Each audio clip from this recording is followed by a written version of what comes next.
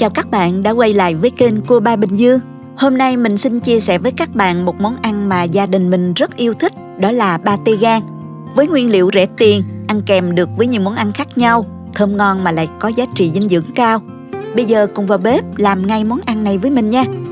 Nếu thích video, nhớ bấm nút đăng ký để đón xem những món ăn tiếp theo của mình. Mời các bạn xem qua thành phần nguyên liệu trước khi thực hiện. Bạn cũng có thể tham khảo những dụng cụ nấu ăn mình hay sử dụng dưới phần mô tả của video.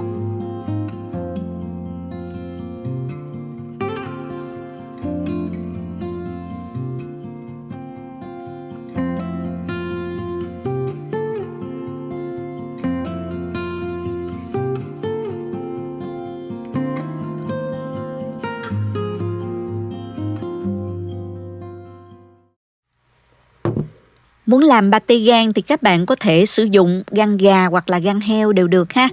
Hôm nay thì mình sử dụng gan gà để làm pate. Ở Việt Nam rất dễ tìm mua được gan gà tươi. Ở Mỹ thì mình hay mua ở chợ Publix hoặc có thể mua ở chợ Việt Nam hoặc chợ người Hoa đều có. Đây là gan gà của mình mới cắt trong khay ra này các bạn. Bây giờ mình đi rửa sạch với muối và một chút giấm pha loãng để bán đi mùi hôi. Sau đó mình ngâm gan gà với sữa tươi để cho gan gà thơm hơn và giúp phần nào giải độc gan ha. Mình ngâm trong khoảng nửa tiếng nha các bạn. Sau khi ngâm gan với sữa xong thì mình đem đi rửa sạch với 2-3 lần nước, sau đó để cho ráo ha. Dùng dao cắt những phần gân mỡ và phần máu động này bỏ đi ha. Sau đó cắt thành từng miếng nhỏ như thế này. Phần sơ chế làm sạch gan các bạn nhớ lưu ý là làm kỹ nha, để thành phẩm pate gan thơm ngon không bị hôi ha.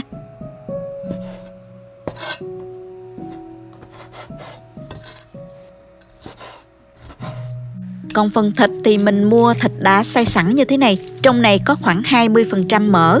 Bạn nào thích thì mình có thể mua thịt nạc dăm và mỡ về mình tự xay nha. Các bạn đừng có dùng thịt quá nạc, pate gan của mình sẽ bị khô đó.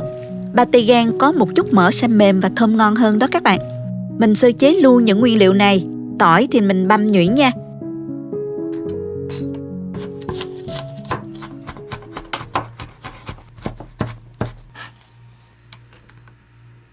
Hành tím này mình cũng băm nhỏ luôn.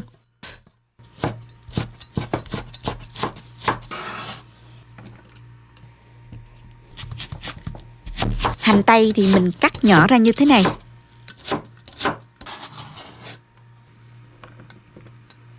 Tiếp theo mình sẽ đi phi thơm hành và tỏi này. Cho dầu vào chảo sao cho khi bỏ hành và tỏi vào ngập đều dầu nha. Dầu nóng thì mình cho tỏi vào phi thơm.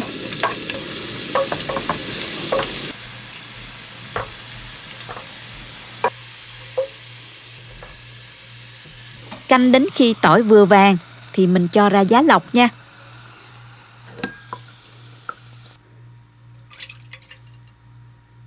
Tiếp tục mình sẽ cho hành vào phi tương tự.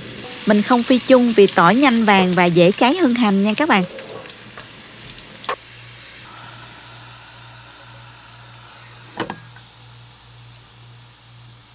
Sau đó mình dùng lại cái chảo này cho vào khoảng 1 muỗng canh dầu tỏi phi lúc nãy đó. Và 80g bơ lạc vào.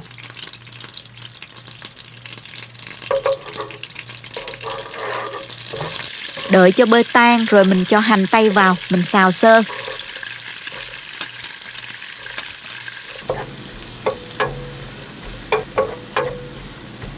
Sau đó mình tiếp tục cho gan vào xào chung luôn ha.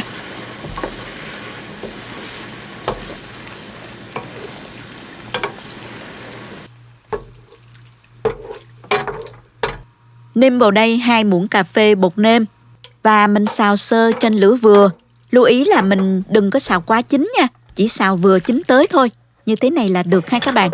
Đổ gan đã xào ra tô. Tiếp theo cho vào 100g bơ. Đợi bơ tan thì mình tiếp tục cho thịt vào xào. Nêm vào đây 2 muỗng cà phê bột nêm. Cho thêm bột ngũ vị hương vào. Nhớ là lượng ngũ vị hương dùng rất là ít nha các bạn. Trộn đều và mình xào cho thịt chín mềm.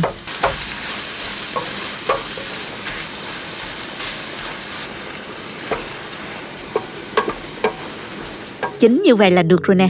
Mình tắt bếp luôn. Ổ bánh mì này thì mình nướng cho giòn rồi xé vụn nó ra.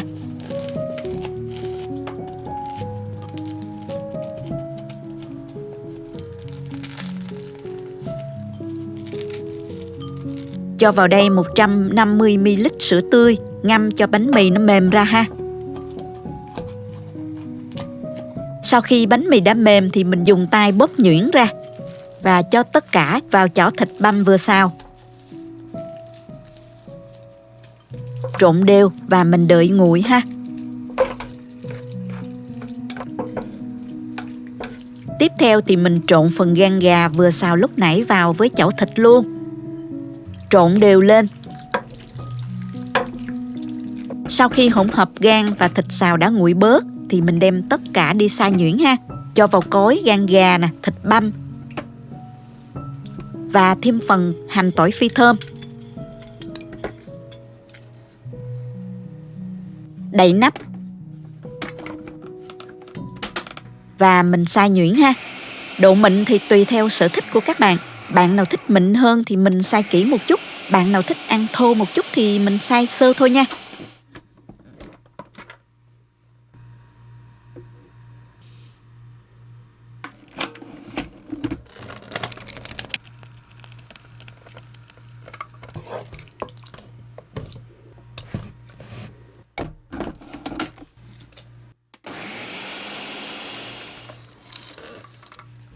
Bước cuối cùng thì mình đi chuẩn bị một cái khuôn để hấp gan. Trét bơ đều tất cả lên thành của khuôn. Trét dày một chút để sau khi hấp mình dễ gỡ khuôn. Pate mềm và thơm mùi bơ hơn đó các bạn. Sau đó mình xếp vài lát thịt xông khói lót ở dưới đáy khuôn nha. Bạn nào không có bacon thì mình có thể sử dụng ba chỉ. Mình lựa chỗ ba chỉ nào mà nhiều mỡ một chút là được. Cắt mỏng ra, hoặc nếu có thì các bạn có thể sử dụng mỡ gái lát mỏng ra để lót. Cách nào cũng được hết các bạn. Lót thịt xong thì mình cho chỗ pate đã xay vào khuôn nè.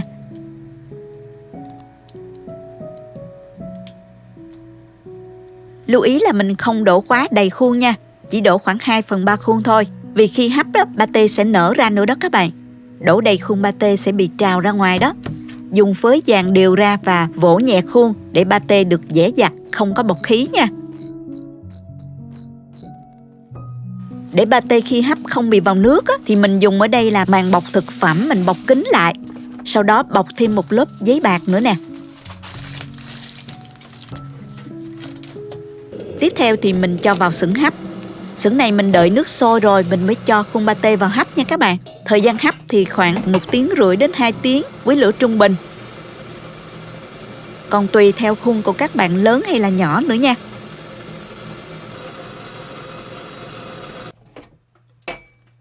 Pate của mình chín rồi, mình lấy khuôn ra. Mình mở ra cho các bạn xem thử nè. Wow, thơm quá các bạn ơi. Mùi thơm của pate và bơ rất là đặc trưng luôn.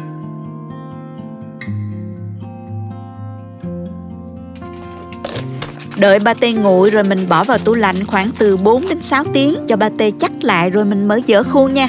Pate này mình bảo quản trong ngăn mát tủ lạnh, có thể dùng được 3 đến 4 ngày. Và các bạn chia ra từng hộp nhỏ, bảo quản trong ngăn đông, mình ăn được 3 tháng nha các bạn. Để an toàn hơn thì các bạn bảo quản theo cách này ha. Mỗi lần ăn thì mình lấy ra rã đông từng phần để không ảnh hưởng đến phần pate còn lại ha. Bây giờ cùng xem thành phẩm pate gan gà mình đã cùng làm này các bạn. Mình cắt thử ra xem bên trong nha. Bên trong pate có màu hồng rất là đẹp nè. Wow, mùi pate tỏa ra thơm phức hấp dẫn quá các bạn ơi. Chuẩn bị một ổ bánh mì nóng giòn hoặc một lát sandwich. Trét pate lên và mình ăn nguội hoặc là nướng giòn đều rất tuyệt. Ăn với cơm trắng cũng hết sảy luôn nha. Ai mà ghiền món bánh mì que Pháp giống như mình á, thì vào bếp làm ngay món pate này liền ha. Bảo đảm ngon hơn ngoài hàng luôn nha các bạn.